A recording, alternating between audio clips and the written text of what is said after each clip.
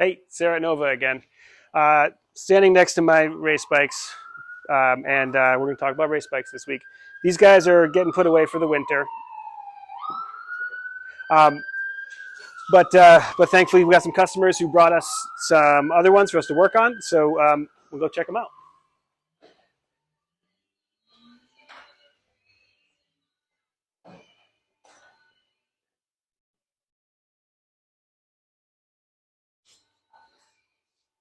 So what we have this week are two Hondas, one 175, that's this one, and a 350, both the same era, early 70s, and they're both here for ignition stuff. They're both getting ignition upgrades. This guy was still running points on a race bike, which is okay to a certain degree, but when you start revving out the race bike, race RPMs, what happens is the points actually float, and the spring on the points starts to it can't keep up with the speed. So if you look down here, look at this guy. This is your points. That's how you make your spark happen. That just starts spinning so fast that the spring can't even close it fast enough, and you just start losing spark. So you lose horsepower, you lose your lap times, everything goes to hell, and you might as well just go home. What we're putting on here is a HPI ignition, which is a Belgian company, make pretty good aftermarket stuff. My Marini would beg to differ. I had some problems with the ignition from them from that. But in general, their components are great. There's a guy in California who goes by Highwayman Bikes. We'll plug for him. Makes cool mounting plates to adapt these to the CB175 and CB160 race bikes. Both the slopers, which are the earlier generation, and the vertical ones, which is this generation. So he takes an HPI ignition, makes up a mounting plate that goes right here, and Bob's your uncle, as they say. So this is also a CDI. It's a CDI. It's also a magneto, which means it's self-generating. So whereas right now this guy is running a battery total loss, meaning it doesn't recharge. It just the battery feeds the points ignition system, typical coil setup. You have to keep it on a charger when you're not using it. This guy is just completely self-generating. It's got its own little magnet in there, makes its own juice. So when he's all set, good to go, he won't have to ever plug it in again. The other benefit of this kind of ignition, you can see that the points are mounted up top here. They're mounted on the end of the camshaft, whereas this one goes on the bottom here on the crankshaft. The crank-mounted ignition is much more accurate than the cam one because the cam is timed by a cam chain, which means it's kind of floating all over the place, and it's also constantly going up and down the ramps of the cam against the springs.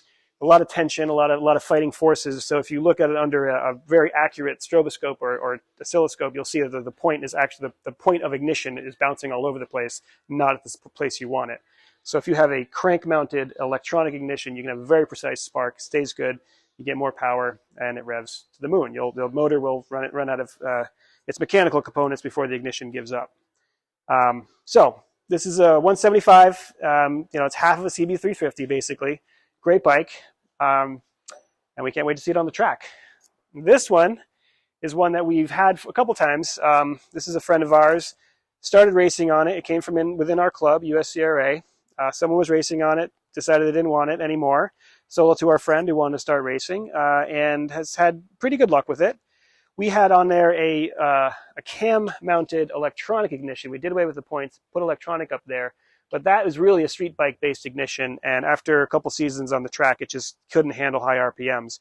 And so what we've done here is mount another crank-mounted electronic ignition, same kind of concept, very similar technology. This one is made by PVL, however, and the mounting plate made by Todd Henning Racing, legends in the Honda twin racing game.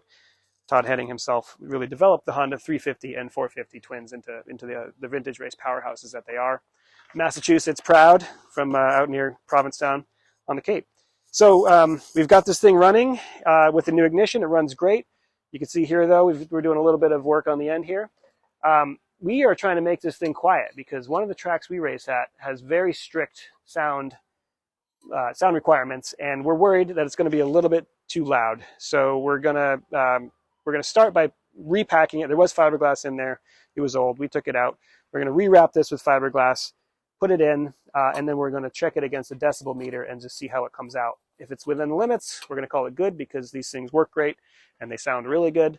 If not, we have to get creative and come up with a way to quiet it down.